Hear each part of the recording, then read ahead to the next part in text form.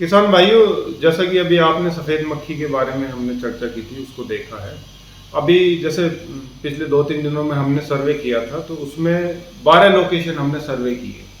12 location में से 11 location पे गुलाबी सुंडी की समस्या पाई गई है, जबकि जो गुलाबी सुंडी की समस्या है वो आर्थिक कगार के आसपास है। पर इस स्थिति में हमारे सभी किसान भाइयों को अपने खेतों की निगरानी रखने की बहुत ज़रूरत है। और अगर गुलाबी सुंडी का प्रकोप आर्थिक क्षति स्तर इसका 5 से 10% जो ग्रीन बॉल डैमेज है उससे ऊपर जाता है, तो आपको कीटनाशक का छिड़काव करने की आवश्यकता है।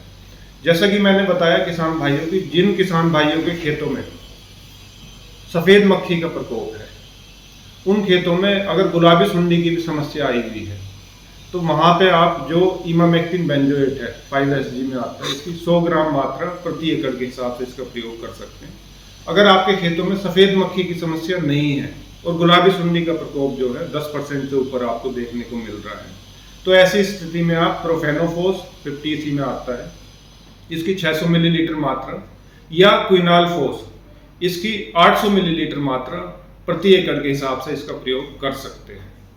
और गुलाबी सुंडी का पता लगाने का सबसे अच्छा तरीका है कि आप अपनी फसल में से 20 टिंडे, हरे टिंडे जो 15 से 20 दिन पुराने हो, उनको तोड़ के फाड़ के चेक करना है। इसमें आपको ध्यान ये रखना है कि एक पौधे से एक टिंडा लेना है और टिंडे इस तरह से तोड़ने की पूरे खेत में से जगह जगह से एक एक टिंडा आ जाए। उन 20 टिंडों में से अगर 2 टिंडों में आपको जीवित गुलाबी सुंडी दिखाई देती है या गुलाबी सुंडी से ग्रसित टिंडा मिलता है, तब आपको कीटनाशक का छिड़काव करने की आवश्यकता है।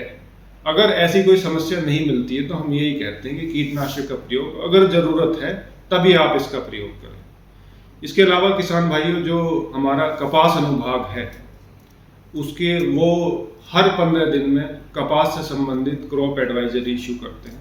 और ये जो क्रॉप एडवाइजरी है, ये किसान भाइयों के खेत की सिचुएशन को देख के, क्योंकि हम सर्वे भी करते रहते हैं, उसके आधार पे क्रॉप एडवाइजरी इशू की जाती है।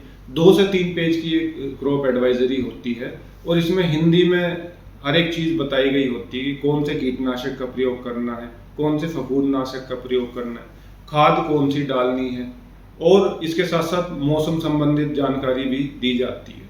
तो इस एडवाइजरी का हमारे किसान भाई ज़्यादा से ज़्यादा फ़ायदा उठा सकते हैं। इसके अलावा अगर आपके खेत में कोई भी समस्या है या हमारे किसान भाइयों को कपास से संबंधित कोई भी समस्या है, तो आप हमारे कपास अनुभाग चौधरी चरण सिंह हरियाणा कृषि विश्वविद्यालय में भी संपर्क कर सकते हैं, या हमारा जो एटिक है, ये गेट नंबर 4 के पास है, इसमें भी आप संपर्क कर अपनी समस्या का निवारण प्राप्त कर सकते हैं।